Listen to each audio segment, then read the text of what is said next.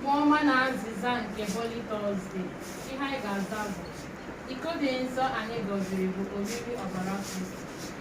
Iko dị nsọ anyị gọziri bụ oriri ọbara Kristi.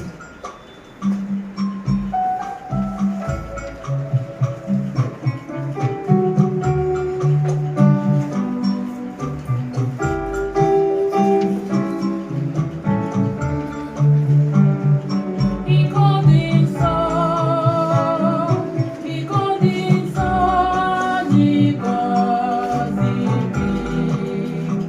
oriri ọbara Kristi. Iko dị nsọ,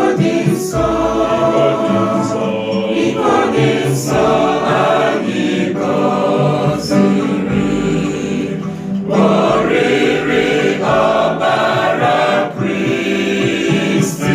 iko dị nsọ,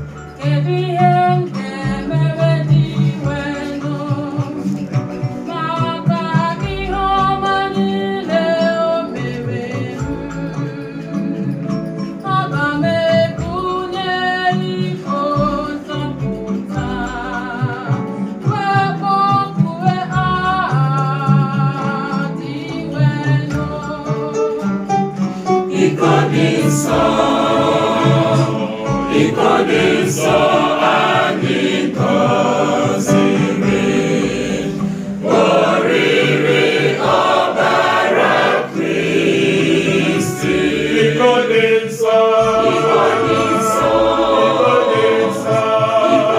nsọ anyị gọziri oriri ọbara Kristi.